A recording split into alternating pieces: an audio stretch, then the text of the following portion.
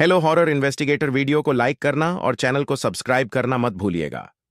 एक समय की बात है, भारत के एक सुरम्य प्रदेश में बीरनगर नाम का एक गांव बसा हुआ था। यहाँ के लोग सरल, सौहार्दपूर्ण और एक दूसरे से बेहद जुड़े हुए थे।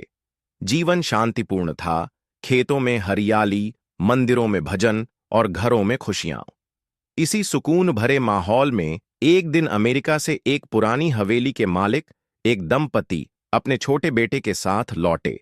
यह हवेली उनके पूर्वजों की थी और वे वर्षों बाद अपने पुश्तैनी जड़ों से जुड़ने आए थे। यह परिवार गांव के एक सम्मानित जमींदार की वंशज था, जिनकी स्मृतियां आज भी गांव वालों के मन में बसी थीं। उनके आगमन से पूरे गांव में खुशी की लहर दौड़ गई। शुरुआत में सब कुछ ठीक रहा, लेकिन कुछ ही दिनों में उनके बेटे की तबीयत बिगड़ने लगी। पहले तो सबने सोचा कि शायद मौसम बदलने का असर है, लेकिन धीरे धीरे लड़के के चेहरे पर नीलापन छाने लगा। चिंता बढ़ने लगी। डॉक्टर को बुलाया गया, पर वो भी कारण नहीं समझ पाया। उसने नजदीकी शहर के अस्पताल में जांच की सलाह दी। परीक्षण करवा ली गए, लेकिन कुछ भी स्पष्ट नहीं हुआ। थके हारे जब वे वापस गांव लौटे, तो कुछ बुजुर्गों ने बच्चे की हालत देखकर कहा, इसे किसी बुरी छाया ने जकड़ लिया है, इसे ओझा बाबा के पास ले जाओ। आधुनिकता के इस दौर में भी ग्रामीण अंचलों में ओझा और झाड़ फूंक की परंपरा जीवित है। गांव से लगे पहाड़ी इलाके में एक सिद्ध बाबा रहते थे, जिनके बारे में कहा जाता था कि वे तंत्र विद्या के झांता हैं।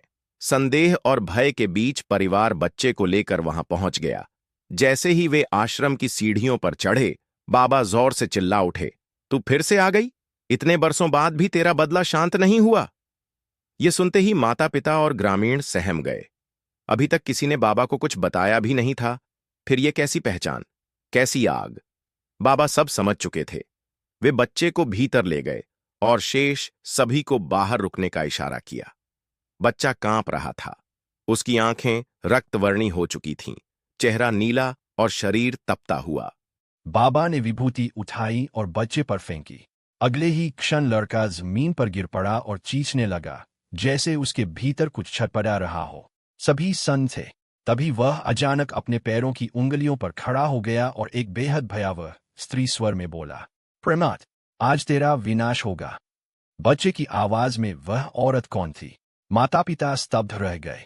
ओझा बाबा ने तुरंत एक दुर्लभ मंत्र का जाप शुरू किया और कुछ ही देर में बच्चा बेहोश होकर गिर पड़ा। गांव वालों ने डरते हुए बाबा से पूछा, बाबा, ये सब क्या था? बाबा ने बताया, इस बच्चे में एक आत्मा प्रवेश कर चुकी है, एक चुड़ैल की आत्मा। 70 वर्ष पहले इसे इसी गांव में चोरी के आरोप में जिंदा जला दिया गया था, मगर वह गर्भवती थी और उसके साथ उसका अजन्मा बच्चा भी जल गया। उस अन्याय का बदला लेने वह अब लौट आई है, और यह बच्चा उसी वंश का है जिसने उसे मारा था। यह सुनते ही परिवार फूट फूट कर रो पड़ा। वे अपने बच्चे की रक्षा की भीख मांगने लगे। बाबा ने गहन तपस्या से अर्जित शक्तियों के साथ मंत्रों का प्रयोग कर उस आत्मा को बाहर निकाला। कुछ ही क्षणों में बच्चा सामान्य अवस्था में आने लगा।